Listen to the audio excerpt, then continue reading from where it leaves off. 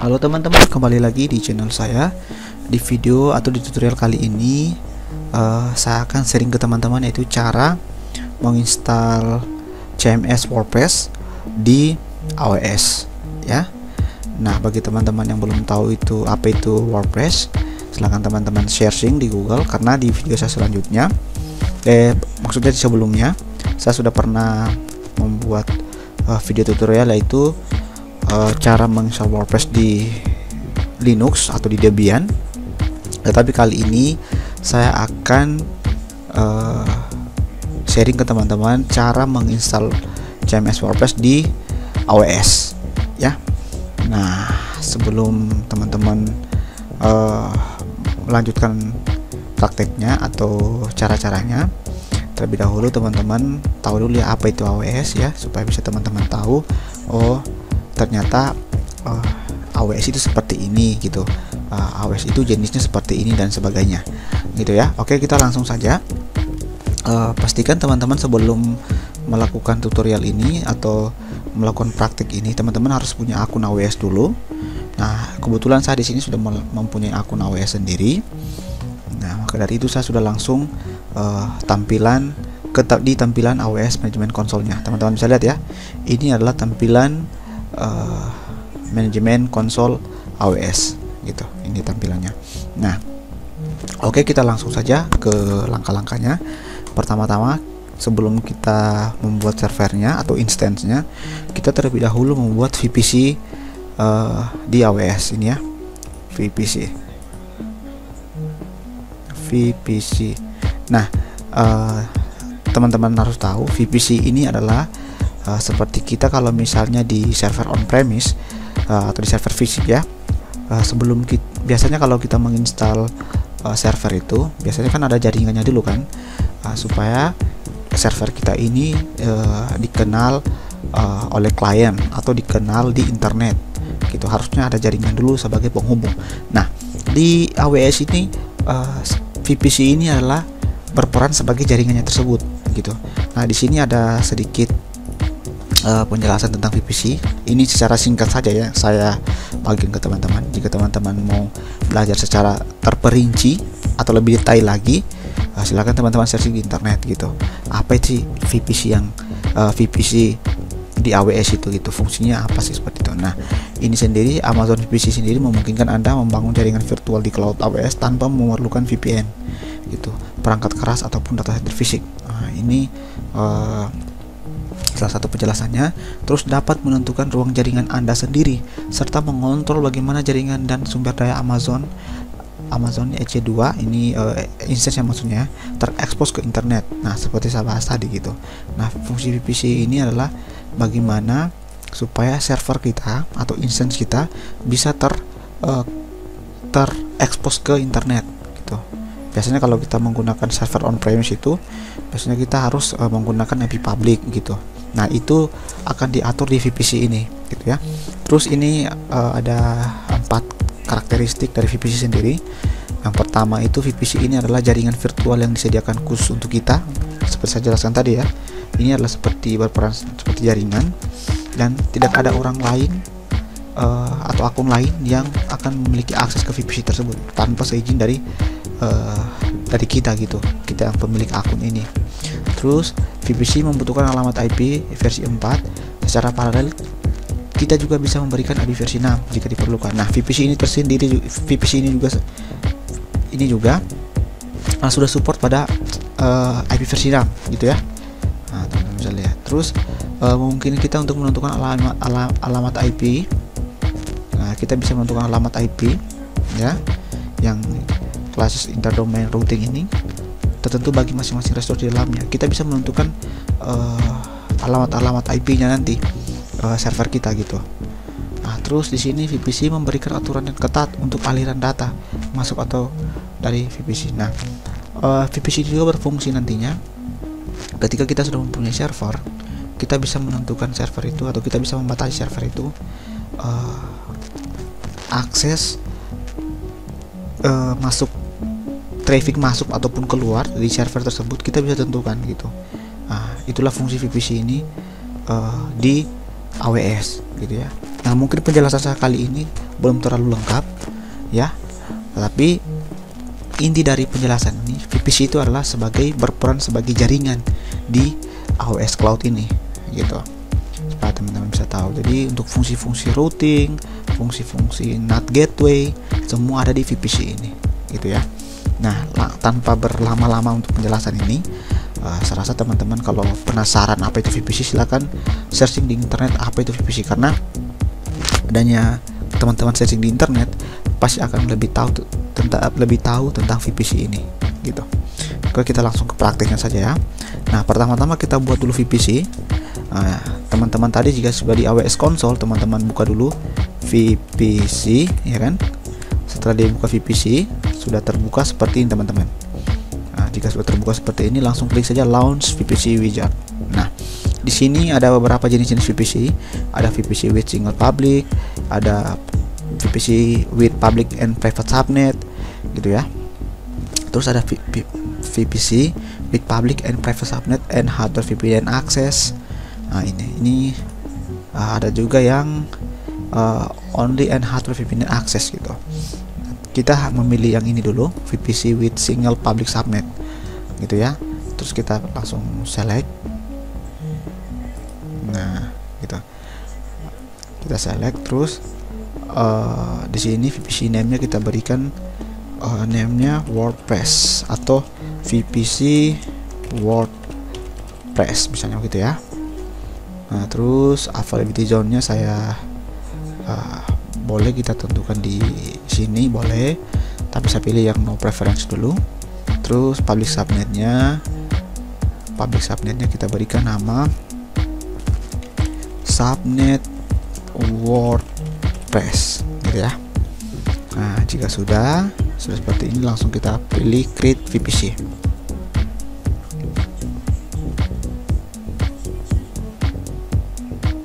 Nah, setelah selesai membuat VPC ya, kita langsung oke.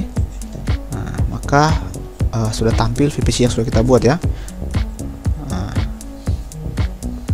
atau virtual private cloud ya. Sudah selesai kita buat yang ini, sudah kita buat tadi. Setelah itu kita lanjut ke security group teman-teman ya. Ini security group. Kita lanjut ke security group, kita klik security groupnya. Nah, fungsi security group ini nanti sebagai keamanan ya. Kita bisa di security group ini kita bisa menentukan akses traffic keluar maupun masuk ke server kita gitu. Nah, langsung klik create security group. Nah, nama security groupnya saya berikan SG itu security group ya, saya singkat saja WordPress. Nah, ini terus deskripsinya ini saja saya copy di deskripsi. Terus VPC kita pilih VPC-nya. Nah, VPC kita pilih VPC yang sudah kita buat tadi ya. Ini VPC WordPress. Nah, jangan sampai salah gitu. Terus inbound rule-nya kita langsung add. Nah, terus di sini teman-teman bisa custom gitu. Apa-apa saja yang akan diizinkan gitu. Nah, karena kita di sini menginstal WordPress, otomatis kita menginstal web server kan, web server. Terus kalau misalnya nanti database-nya kita install di satu server, berarti kita harus mengizinkan juga ini MySQL ya. Contohnya kita menggunakan MySQL sebagai database server kita gitu ya. Nah, karena di sini kita hanya sebatas tutorial dulu, saya memberikan semua alt traffic, artinya semua saya izinkan gitu, baik itu SSH-nya, ICMP-nya, DNS-nya, dan lain sebagainya. Ini akses apa ya, MySQL-nya, HTTP-nya, HTTPS-nya, semua sudah terwakili kalau sudah kita pilih alt traffic gitu. Tetapi kalau untuk server yang akan siap digunakan nantinya ya, digunakan di public gitu ya, saya sarankan jangan menggunakan alt traffic. Nah, ini karena ini menentukan dari segi keamanan ini tidak bagus kalau kita menggunakan alt traffic gitu. Terus dari custom kita pilih jadi anywhere ya, kita pilih anywhere. Maksudnya supaya semua IP bisa mengakses server kita gitu ya.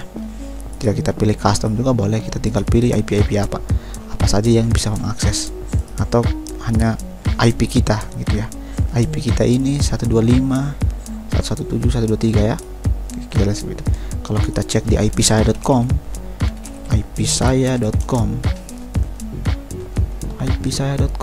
kira-kira IP kita berapa ya?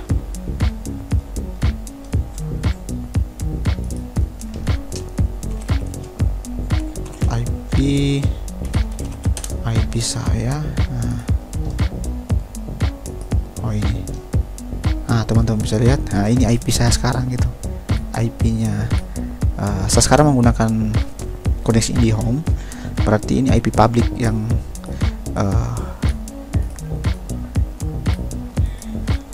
terbaca di modem saya gitu.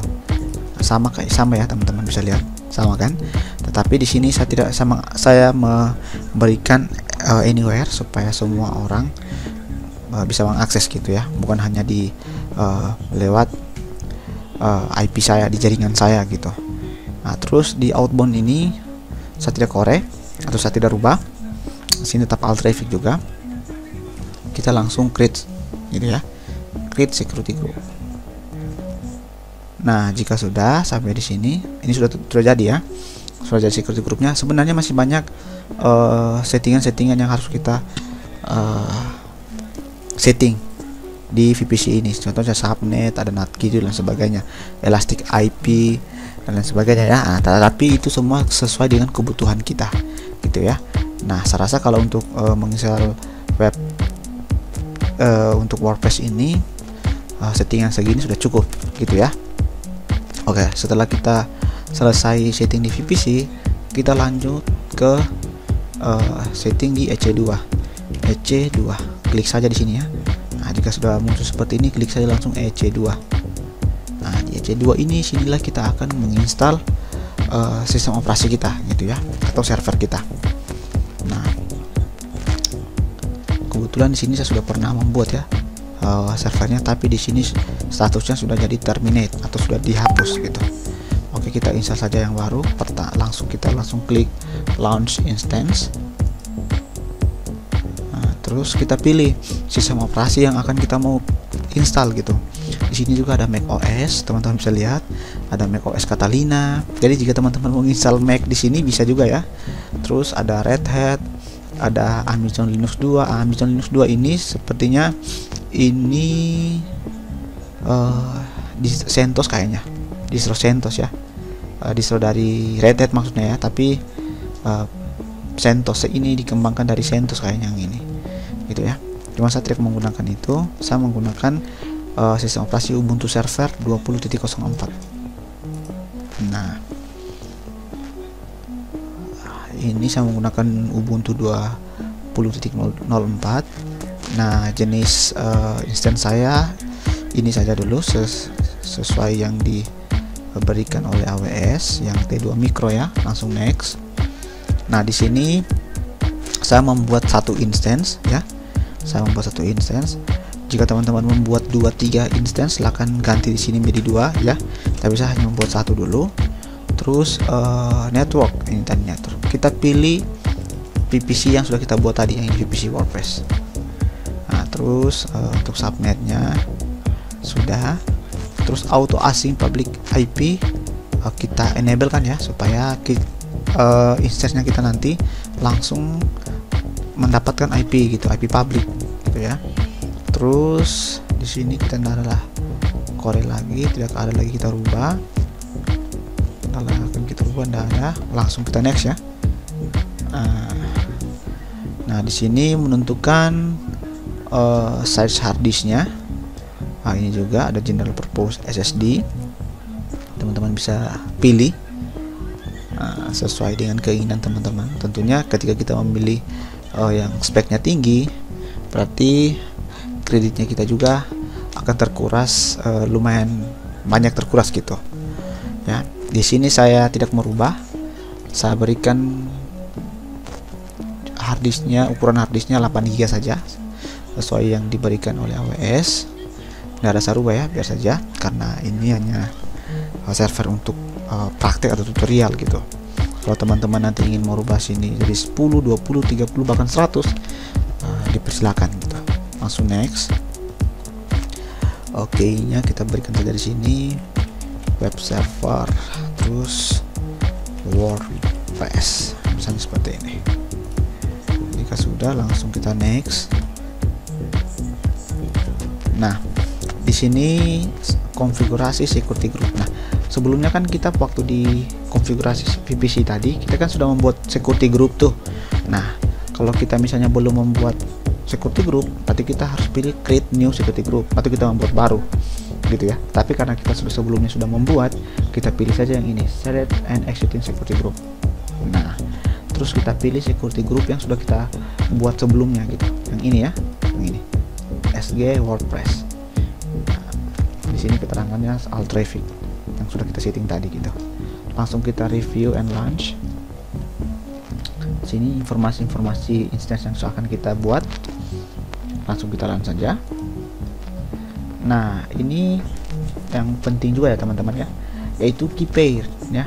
Key pair ini nanti yang akan kita pakai untuk login ke sistem kita, yaitu sistem Ubuntu yang sudah kita pilih tadi ya. Nah, karena kita sebelumnya belum pernah membuat key pair ya, berarti kita harus pilih create a new key pair, berarti kita membuat baru gitu. Nah, di sini kita tidak ada rubah nama key pair kita, misalnya kita taruh key pair WordPress. Nah, untuk nama key pair ini sembarang ya, teman-teman mau taruh apa saja boleh gitu ya. Nah, saya di sini saya berikan nama key pair WordPress supaya tidak lupa gitu. Langsung saya download key pairnya. Nah, saya simpan di dokumen key pairnya ya.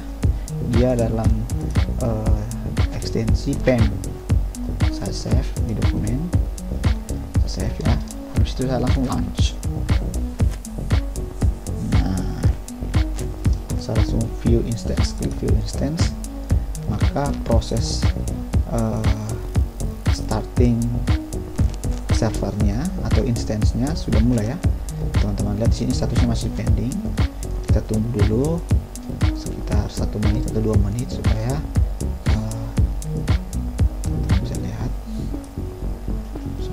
sementara proses. Nah, bagi teman-teman yang menggunakan sistem operasi Linux di laptop atau di perangkatnya sekarang, tidak perlu mengikuti cara ini, karena kalau di Linux kita langsung bisa mengaksesnya melalui terminal gitu ya.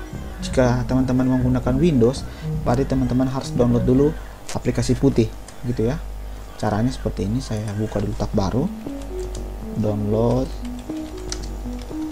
putih ini, klik yang ini. Nah, ini teman-teman, ini paling atas here. Nah, tinggal teman-teman sesuaikan dengan jenis sistem operasinya teman-teman, apakah 32 bit atau 64 bit. Nah, silahkan pilih ya. Nah, kebetulan saya sendiri sudah mendownload aplikasi putih ini, bahkan saya sudah menginstalnya di komputer saya. Teman-teman bisa lihat. Jadi saya langsung buka saja aplikasi putihnya. Nah, sebelum kita membuka aplikasi putih ini kan status servernya kita sudah jalan ya, sudah running kan. Nah, coba kita buka dulu. Nah, ini ada IP public yang diberikan di server kita. Kita copy dulu IP publicnya, terus kita buka CMD di Windows. Kebetulan saya pakai Windows. Kalau kita tes ping dulu, apakah IP-nya sudah connect atau belum. Nah, ternyata sudah ya teman-teman. Ternyata server kita atau instance kita sudah berjalan. Nah, ini buktinya IP-nya kita ping sudah bisa connect. Berarti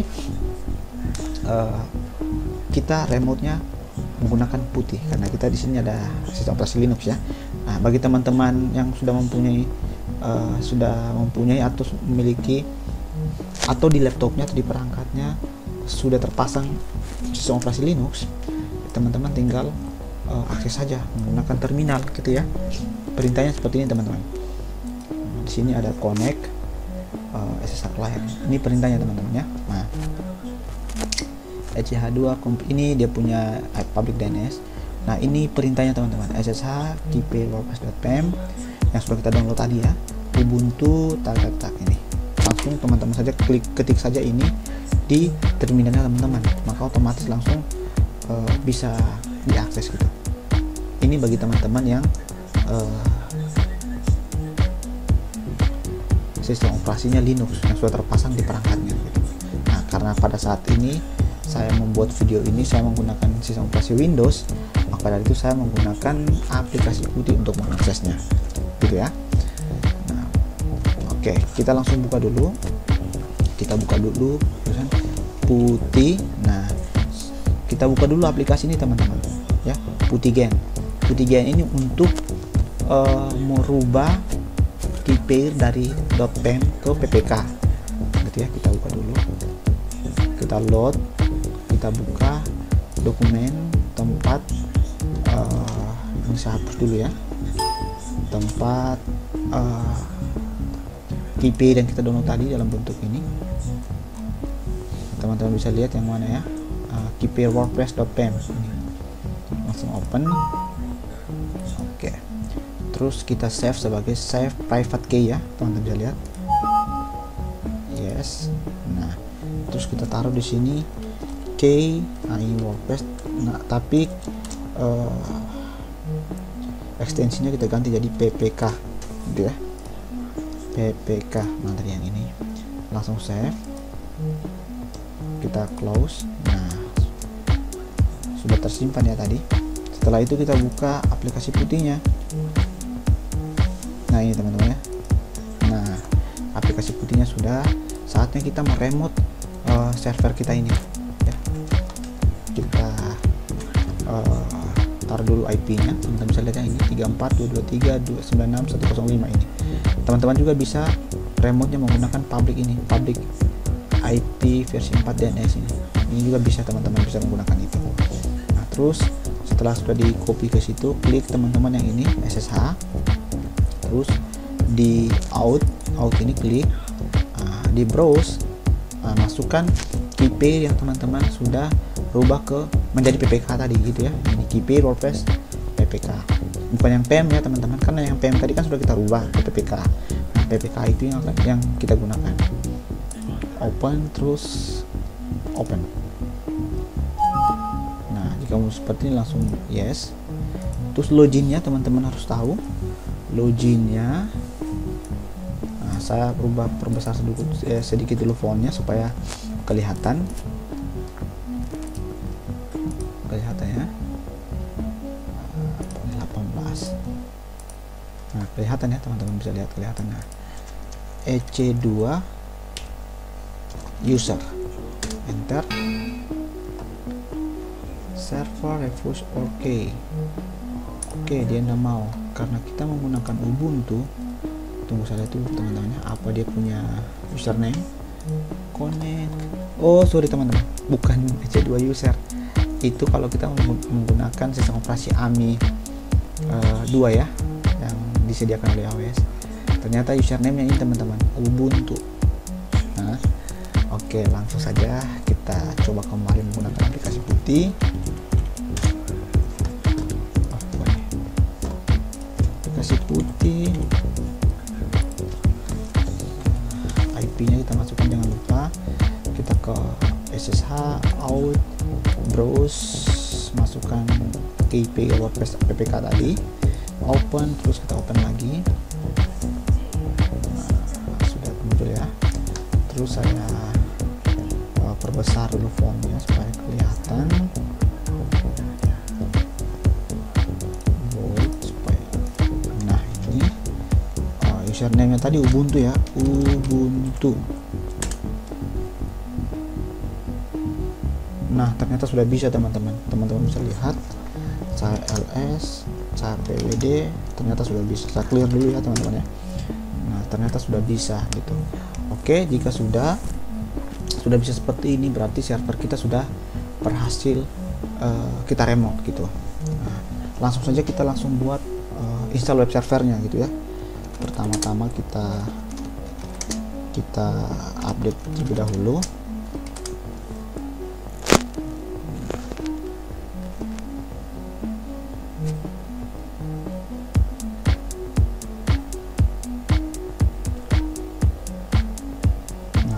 itu kita upgrade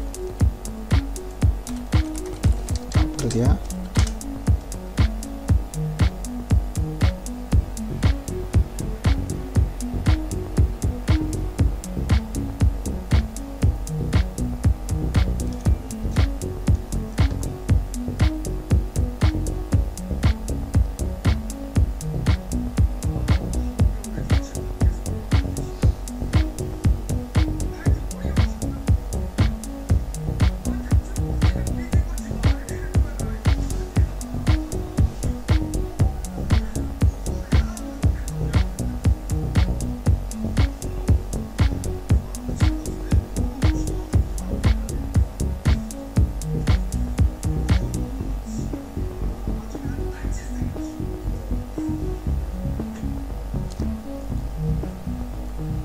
Proses upgrade-nya.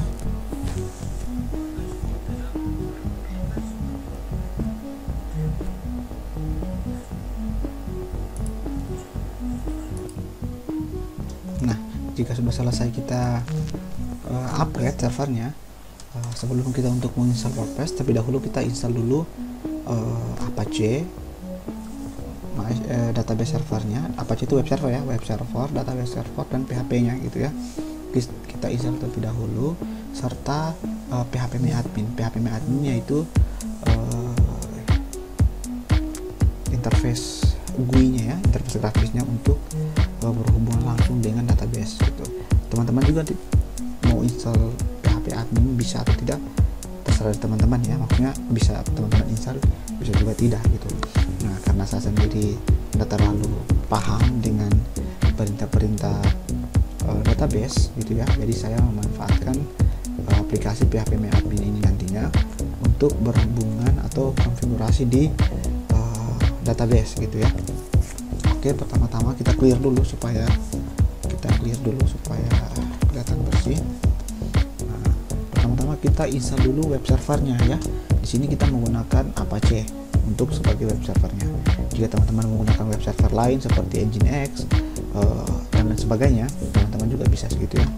Nah, kebetulan di sini saya sudah tuliskan semua perintah-perintahnya ya, teman-teman bisa lihat.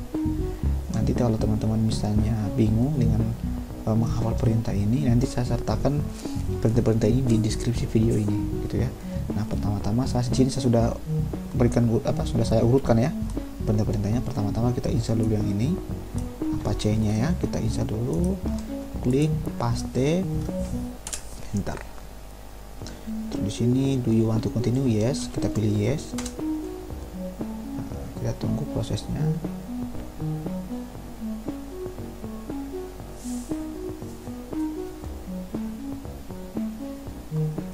Nah, jika sudah selesai, kita lanjut ke perintah berikutnya. Ini sudo systemctl status Apache 2. Nah, ini untuk melihat status web server kita, yaitu Apache 2 ini apakah sudah running atau belum gitu ya. Nah, kita coba tes dulu, copy, kita tes, cek. Nah, ternyata kita punya web server sudah running teman-teman ya. Nah, ini keterangannya. Jika belum running berarti ada bermasalah pada saat teman-teman menginstal Apache-nya gitu ya. Pastikan sudah seperti ini tampilannya, aktif running gitu. Nah, terus jika sudah, teman-teman langsung lagi ke ini, perintah ini, sudo systemctl is enable Apache 2. Maksudnya ini supaya Apache kita dia auto restart gitu, Apache-nya auto restart, supaya ketika komputer dimatikan atau di restart, servernya ya dimatikan, ketika menyala kembali atau dihidupkan kembali, Apache 2-nya atau web servernya ini akan otomatis on juga gitu. Jadi maka dari itu kita saya copy dulu,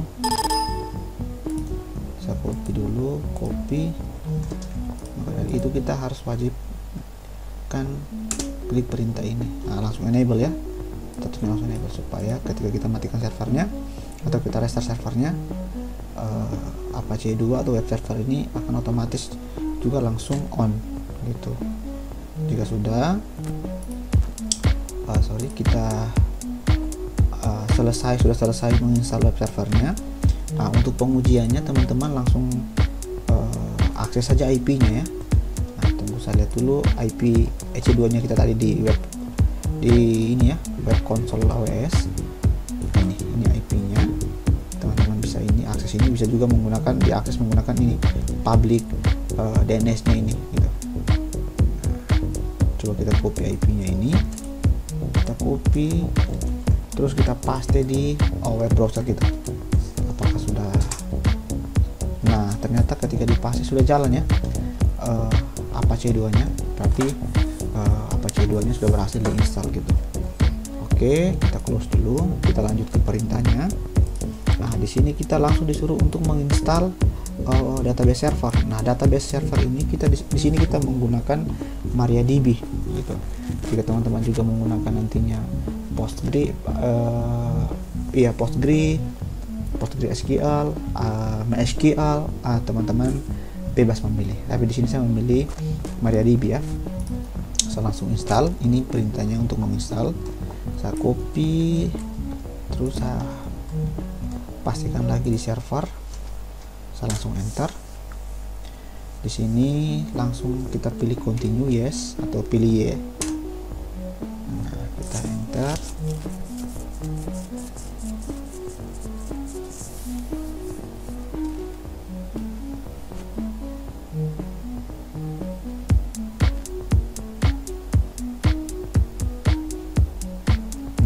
Bisa ya. Nah, kita lanjut lagi ke perintah selanjutnya. Di sini sudo systemctl status MariaDB. Nah, ini sama seperti di web server tadi. Di sini kita mengecek status database-nya apakah sudah running atau belum gitu. Nah, ternyata sudah running juga ya. Teman-teman bisa lihat di sini ada aktif running. Ternyata database-nya juga sudah running gitu. Nah, terus di sini juga sama seperti di atas. Supaya database servernya kita atau MariaDB kita statusnya auto restart nantinya, auto start gitu ya, bukan auto restart, auto start, kita harus kopikan perintah ini gitu, kopikan langsung enter. Sudah enable ya. Jadi ketika kita restart ini komputer atau server kita ini yang sudah kita remote sekarang menggunakan sistem operasi Ubuntu ini, maka ketika servernya on, maka database-nya juga ikut langsung on otomatis tanpa perlu kita harus start ya, kita start secara manual gitu. Nah, terus di sini, nah ini ya sudo MySQL secure deletion. Nah, ini untuk settingan database servernya, langsung kita copy saja. Nah, di sini ada muncul begini, enter current password for root. Nah, karena kita kan belum mengisi password itu dari tadi, jadi kita langsung enter saja gitu. Ini ada enter for none. Nah, sini set root password, yes, kita set passwordnya ya. Nah, usahakan jangan lupa passwordnya. Nah, usahakan jangan lupa password rootnya ya.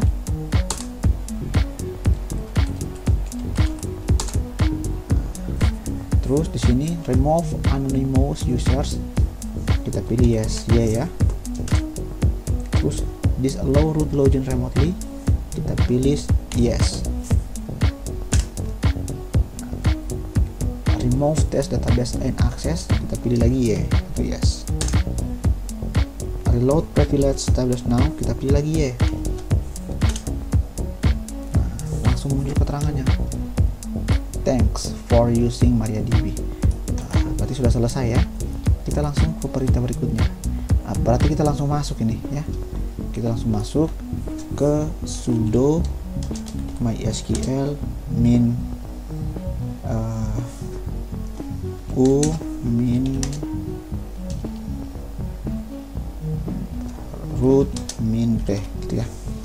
Nah, ini perintahnya sudo mysql min u, root ini adalah username-nya, min p, enter. Kita masukkan password root yang sudah kita setting tadi ya, yang sebelumnya kita set tadi 123. Nah, ternyata jika tampilan sudah seperti ini, berarti kita sudah berhasil masuk ke database servernya gitu, atau kita menggunakan MariaDB. Jika tampilan seperti ini. Jadi jika tampilan seperti ini, mungkin saja teman-teman belum berhasil untuk menginstal database servernya. Oke, saya exit dulu ya. Nah, exit langsung ke run by.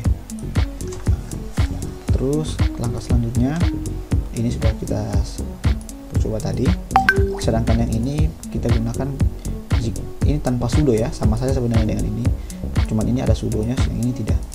Kalau kita menggunakan ini berarti kita harus login dulu sebagai root, baru kita bisa ini gitu ya.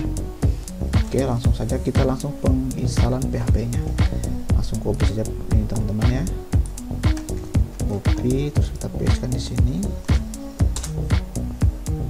Yes, kita pilih ya.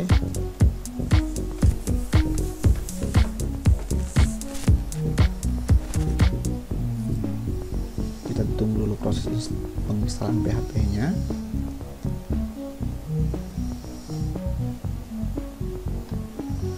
Coba kita cek dulu teman, php minv. Ini perintah untuk mengecek versi PHP yang sudah kita install tadi. Oh, ternyata PHP yang terinstall inilah PHP 7 teman-teman, ini 7.4.3 ini versinya. Nah ya, oke, nggak apa-apa, kita langsung saja ke berikutnya. Ini sudo install php redis php zip. Nah, ini menginstal paket PHP ya, nah, paket PHP redis namanya dan PHP zip. Nah, kita paste lagi, kita enter lagi, kita continue ya.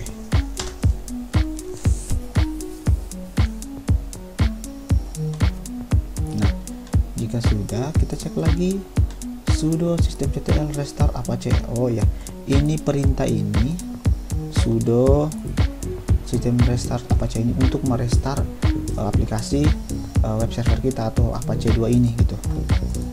Karena sudah kita install PHP, makanya kita restart dulu. Nah, sudah kita restart, kita cek lagi perintahnya. Nah, di sini kita disuruh untuk mengedit file info PHP-nya ya, info PHP-nya. Di sini menggunakan editor V gitu ya. Nah, jika teman-teman menggunakan V juga boleh. Nah, jika teman-teman juga menggunakan Nano juga boleh, editornya ada di Linux ya, di Ubuntu gitu. Nah, kita langsung ini saja copy. Nah, copy terus kita paste di sini.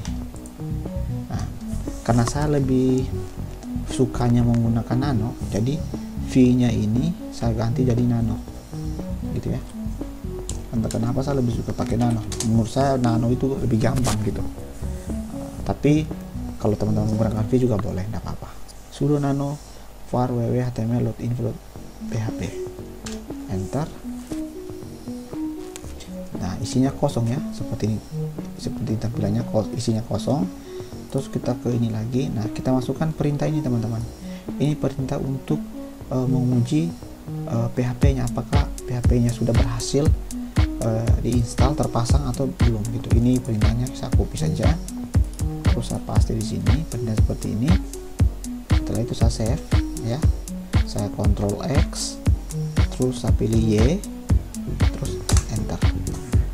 Saya ulangi tadi, Ctrl X ya, pas di sini tadi ya, saya Ctrl X ya, baru pilih Y, baru enter.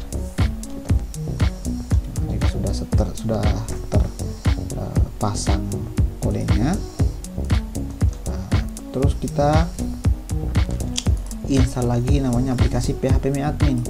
Nah, phpMyAdmin ini sudah saya jelaskan tadi teman-teman ya, yaitu interface GUI-nya, grafiknya, grafik user interface, grafisnya ya, supaya kita bisa berkomunikasi ke database gitu, ke database server yang sudah kita install tadi, yaitu MariaDB gitu. Nah, sebenarnya kita install ini juga, kita tidak install juga boleh, tidak jadi masalah juga. Tetapi karena saya belum terlalu paham perintah-perintah database, khususnya MariaDB, perintah konsolnya, command line-nya maksudnya, maka itu saya menggunakan aplikasi phpMyAdmin ini gitu. Kita install saja phpMyAdmin-nya, sudo apt install phpMyAdmin, kita enter, terus kita pilih lagi untuk continue. di sini web server to configure automatically gitu. Karena tadi kan Apache servernya kita menggunakan Apache, jadi kita pilih Apache yang di atas ini. Cara memilihnya bagaimana? Tekan spasi. Nah, tekan spasi baru kita tekan tab. Jika tabnya sudah berada di OK, langsung kita enter. Nah oke, kita tunggu proses instalasi phpMyAdmin-nya ya. Konfigurasi database for phpMyAdmin, come on. Kita pilih saja yes. Nah, terus di sini MySQL aplikasi password for phpMyAdmin. Nah, aplikasi passwordnya kita berikan saja 123456 ya. Oke, 123456. Oke, saya samakan saja dengan password rootnya ya, supaya tidak lupa gitu. Tapi kalau untuk server production nantinya tidak boleh sama, harus unik dan harusnya mudah diingat gitu, khususnya bagi adminnya harus mudah diingat gitu. Jika sudah, kita kasih perintah ini untuk konfigurasinya. Nanti teman-teman, perintah ini saya sertakan di deskripsi ya, jika teman-teman bingung. Saya enter, terus sudo, nah ini saya copy, enter, terus reload Apache 2 service. Nah, untuk mereload ya, sama saja seperti merestart juga Bu, bisa jadi. Sudah. Nah, jika sudah, berarti harusnya proses penginstalan LAM-nya ya sudah berhasil gitu. Kita cek dulu caranya untuk mengecek. Kita kopikan IP-nya tadi ya. Kita copy, terus kita pastikan di sini. Kita cek ya, ternyata sudah. Terus kita cek PHP-nya apakah sudah berhasil terinstall atau belum. Caranya, IP ini kita kasihkan jadi slash garis miring terus php.info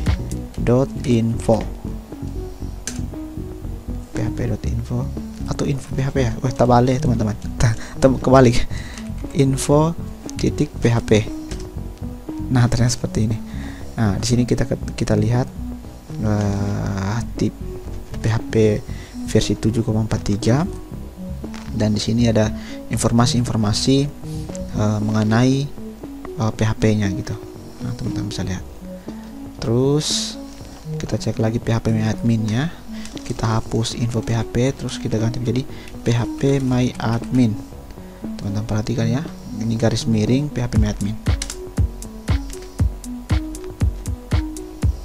Nah, ternyata juga phpMyAdmin sudah berhasil diinstal, muncul seperti ini. Jika saya masuk menggunakan password root, ini password rootnya database ya.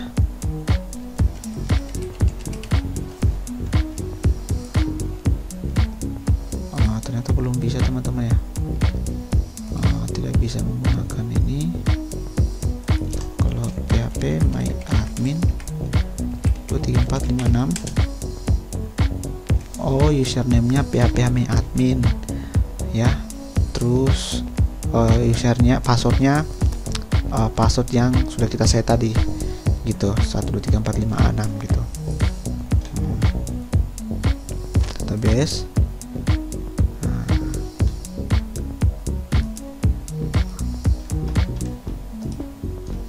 Ini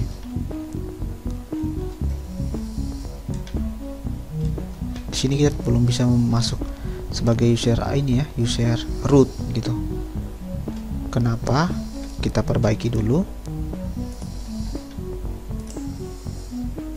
Nah, karena tadi kan kita tidak bisa menggunakan user root untuk login ke phpMyAdmin. Harusnya bisa ya, tapi karena belum bisa, akses DNet, kita keluar dulu dari phpMyAdmin-nya. Kita masuk lagi ke aplikasi putih, terus kita masuk dulu sudo ke database servernya, MySQL -u root -p, passwordnya kita masukkan. Nah, terus kita masukkan perintah ini teman-teman, grant all privilege on to, ini kita ganti jadi nama usernya. Nah, karena kita masuknya sebagai root, nantinya kita ganti jadi root. Terus with a grant option, kita langsung enter. Dia bilang apa di sini ya?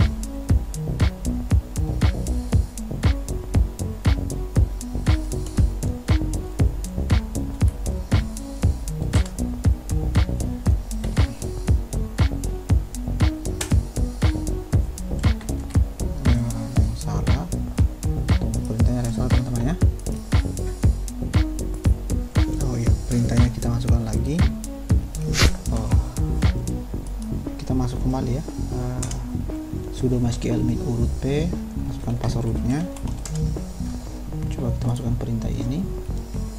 Nah, terus php admin ini kita berubah menjadi root, nama usernya. Nah, sudah berhasil, teman-teman bisa lihat query oke, row effect. Nah, terus kita tambahkan lagi perintah ini, plus privileges. Enter. Perintahnya ini ya, plus privileges dulu. Nah ini teman-teman, ternyata bukan ini, plus bukan privileges, privileges ini ya.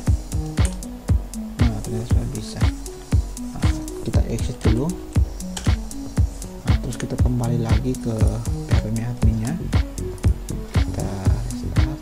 kita masuk sebagai root, masukkan password root juga.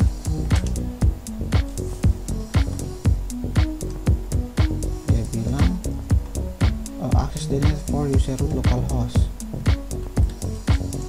Padahal kalau kita masuk menggunakan command line bisa ya, tapi kenapa kalau di php admin tidak bisa? Kita cari lagi solusinya. Ternyata teman-teman, solusinya saya sudah dapat. Ternyata kita harus buat user baru dulu di database-nya, yaitu dengan cara masuk ke command line-nya ya di database-nya. Kita masuk dulu sudo mysql min urut min p, terus kita masukkan password rootnya. Nah, terus kita perintah yang ini kita buat dulu user baru, misalnya ini create user, misalnya kita buat nama usernya admin ya, admin, terus passwordnya saya berikan 1 2 3 sampai 6 saja ya, 1 2 3 4 5 6 gitu. Oke ya, jika sudah langsung enter. Nah sudah berhasil. Terus kita langsung tambahkan lagi perintah ini, grant our privilege. Ini sesuaikan dengan nama username yang kita sudah buat tadi, yaitu admin. Terus langsung di enter juga. Nah, sudah. Jika query oke seperti ini, berarti perintahnya berhasil ya. Terus kita tambahkan perintah plus privileges, nah, terus titik koma, enter. Berhasil juga teman-teman. Terus kita exit. Kita coba restart dulu, sudo systemctl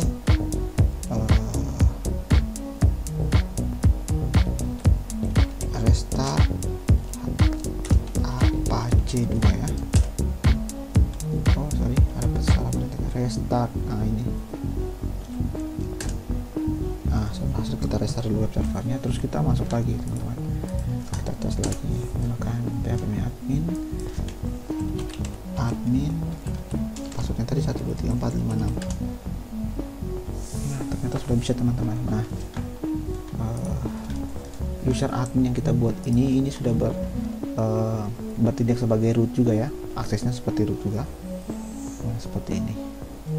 Nah jika sudah seperti ini, saatnya kita untuk menginstal WordPress di dalamnya. Oke, kita lanjut lagi untuk penginstalan WordPress di server kita.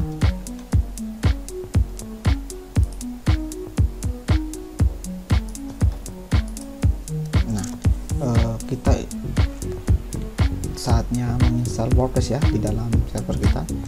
Pertama-tama saya sudah catat lagi perintah-perintahnya di sini teman-teman. Ini dulu eksekusi dulu perintah ini, widget http wordpress start.gz itu.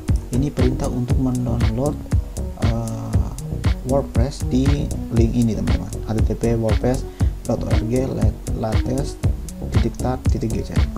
ini perintahnya. Terus kita copy, terus kita paste di server kita enter. Nah, ini proses mendownload. Nah, cepat ya. Nah, ukurannya 20 MB. Nah, 20 MB megabyte. Terus perintah selanjutnya tar ini teman-teman ya, tar latest start.gz ini. Ini perintah untuk mengekstrak ya, mengekstrak WordPress yang sudah kita download tadi, karena dia masih berbentuk tar. Jadi kita ekstrak dulu. Coba kita ls, kita mau lihat. Nah, ini ada ya. Nah, kita langsung klik saja perintahnya tar. Nah, ini latest start.gz ini sesuai dengan nama filenya ini ya. Jadi teman-teman sesuaikan gitu. Nah, jika namanya misalnya bukan latest WordPress start.gz, berarti teman-teman juga ganti sini WordPress start.gz gitu ya, karena ini namanya latest.start.gz, maka di sini juga latest start.gz. Ketika kita enter, maka dia ada langsung mengekstrak. Ketika kita ls, maka sudah ada proses ekstraknya teman-teman, ini di folder WordPress gitu ya, sudah ada. Oke, kita lanjut ke perintahnya lagi.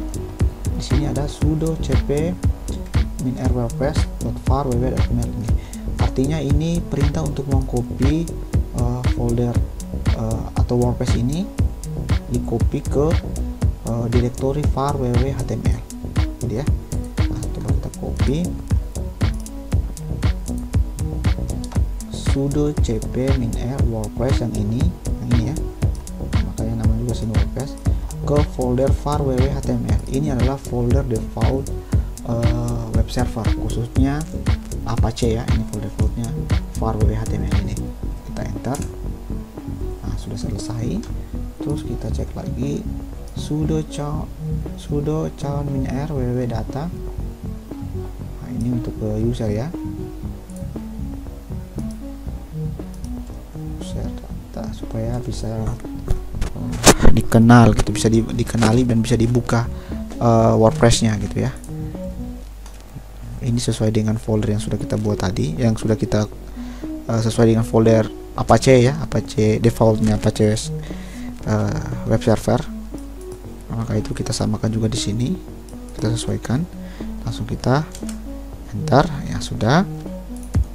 Terus permissionnya kita ganti menjadi 775. Biasanya kalau 777 berarti root ya, ini 775 gitu. Ini mengganti permission chmod-nya. Kita enter. Nah, sudah terganti ya, teman-teman bisa lihat sudo chmod -r775 var ini. Oke, jika sudah perintahnya ini sudah selesai,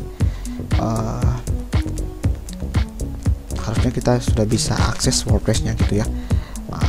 Ini jangan khawatir teman-teman, perintah ini akan saya sertakan di deskripsi supaya teman-teman bisa tinggal copy paste juga perintahnya di paste ke server. Nah, kita terlebih dahulu, kita clear dulu ya supaya bersih. Kita terlebih dahulu ke folder tadi var terus www.html. Kita enter terus ls, kita cek. Nah, ternyata sudah betul teman-teman. Di sini sudah ada folder WordPress gitu ya, teman-teman bisa lihat, sudah kita copy tadi. Nah, di sini ada juga file info PHP dan index HTML. Ini kita hapus saja supaya kalau info PHP ini supaya orang lain tidak bisa mengakses info PHP kita. Ini ada apa namanya, mengenai keamanan semua ya. Kita hapus dulu. Cara hapusnya rm info HTML -rf info PHP kita hapus, index ini kita hapus. Ini perintah untuk menghapusnya, rm -rf info PHP index HTML. Ini sebenarnya perintah untuk menghapus paksa gitu. Enter. Di sini dia bilang permission denied. Coba kita pakai sudo rm-rf info dengan indeks kita hapus, kita enter. Nah, langsung ya, ketika kita ls, nah, file indeks HTML dan info PHP nya sudah terhapus. Kita clear lagi. Nah, kita keluarin file di dalam WordPress, folder WordPress itu ke kita pindahkan di folder HTML ini, gitu teman-teman ya. Cara untuk memindahkannya seperti ini teman-teman. Kita masuk dulu ke WordPress, cd WordPress. Nah, kita masuk ke foldernya dulu. Ketika kita ls, nah, banyak sekali nih file-filenya. Nah, terus kita pindahkan. Cara pindahkan seperti apa? Move mv bintang ini berarti semua tanpa terkecuali isi file ini akan kita pindahkan ke var www html gitu. Nah, jika teman-teman juga tidak memindahkan tidak jadi masalah sih, tetapi nantinya ketika teman-teman membuka WordPress-nya teman-teman atau webnya teman-teman, berarti teman-teman harus seperti ini teman-teman ya. Kalau misalnya tidak dipindahkan ya, saya contohkan di sini misalnya ini IP-nya. Nah, teman-teman anggaplah teman-teman mengakses WordPress-nya teman-teman gitu. Nah, teman-teman akses di sini, berarti teman-teman tinggal tambahkan add WordPress. Ketika teman-teman pilih, itu baru bisa kebuka gitu ya, kalau teman-teman tidak pindahkan yang ini maksudnya. Tapi kalau kita sudah pindahkan seperti ini, move bintang var www html, ketika kita enter, saya lupa menaruh sudonya, sudo mv bintang var www html, enter. Nah, sudah terpindah ya. Kita clear lagi dulu, kita clear. Ketika kita, kalau tadi kan harus seperti ini, harus ditambahkan WordPress baru bisa kebuka. Nah, karena kita sudah pindahkan, tidak perlu pakai WordPress, kita langsung enter saja IP-nya, pasti tampilannya sudah seperti ini. Nah, harusnya tampilan sudah jadi seperti ini gitu. Nah, kita langsung next saja bahasa Inggris ini. Nah, terus di sini kita disuruh untuk membuat database WordPress-nya dulu gitu. Nah, sebelum kita let's go ini, klik let's go, kita ke PHP admin lagi yang sudah masuk tadi ya, menggunakan user dan password admin tadi. Kita tambahkan, caranya klik ini new. Nah, database-nya kita buat di sini WordPress namanya, atau database saya, misalnya seperti itu, database saya, nama database-nya database saya. Terus kita create. Nah, kita create sudah ya. Nah, ketika kita klik, filenya masih kosong ya. Ketika kita klik database saya ini masih kosong. Nah, kita langsung ke WordPress lagi, kita let's go. Nah, database name-nya kita ganti jadi database saya, sesuaikan ya teman-teman, sesuai dengan nama database-nya, database saya. Terus username-nya kita pakai yang admin saja. Terus passwordnya 123456 ini ya.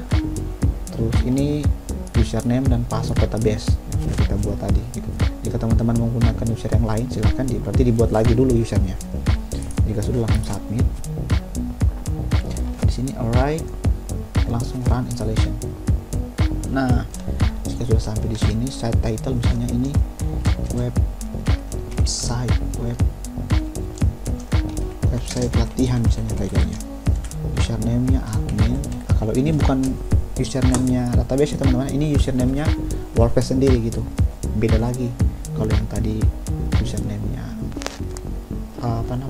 database, yang ini username-nya WordPress sendiri gitu. Terus passwordnya saya berikan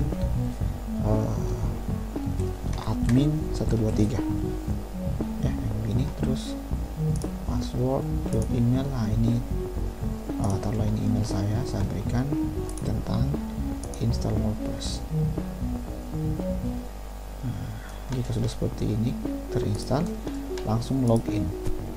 Nah, ketika login seperti ini teman-teman, masukkanlah user dan passwordnya si WordPress itu, admin, terus passwordnya admin 123 gitu. Jangan teman-teman masukkan yang user dan passwordnya database, bukan, tapi teman-teman masukin di sini untuk loginnya username dan passwordnya WordPress sendiri gitu. Ketika kita login, maka tampilannya seperti ini teman-teman. Ini adalah tampilan adminnya WordPress gitu ya. Jika teman-teman melihat tampilan untuk dilihat usernya seperti ini, nah seperti ini. Nah inilah tampilan yang dilihat oleh publik begitu.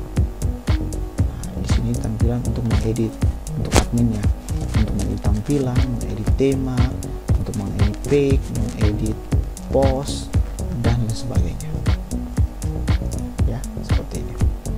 Nah ini, maka jika sudah sampai di tahap ini, langkah penginstalan WordPress di AWS sudah selesai gitu. Nah ini tadi kita kembali ke ini ya, kita kembali ke AWS console. Nah ini tadi kita menginstal web server dan database servernya di satu mesin yang sama gitu. Jadi kalau teman-teman menginstal WordPress ini dengan mesin yang berbeda gitu ya, misalnya web servernya sendiri gitu, terus databasenya sendiri, itu juga bisa gitu.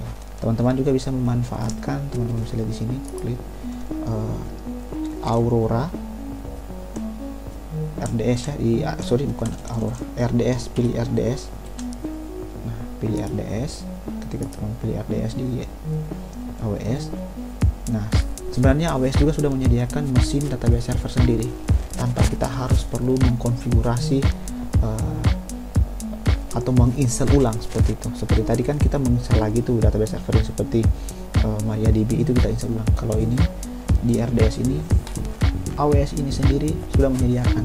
Misalnya ini ya, ketika kita pilih RDS tadi, kita klik database, kita langsung bisa memilih jenis database yang mana yang akan kita gunakan, apakah Amazon Aurora, MySQL, MariaDB. Nah, MariaDB ini seperti kita install tadi ya, Postgre, SQL, Oracle, atau Microsoft SQL Server, seperti itu.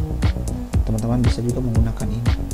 Nah, tentunya jika menggunakan ini tidak perlu lagi menginstal ya, kita tinggal merubah-rubah saja settingannya sesuai dengan keinginan kita gitu. Nah itu ada namanya, ini nama passwordnya, kita setting passwordnya, dan sebagainya. Oke teman-teman, sampai di sini dulu video saya saat ini. Lebih dan kurangnya saya minta maaf teman-teman, mungkin saya ada salah kata atau salah penjelasan dan sebagainya. Dan sampai jumpa di video saya selanjutnya.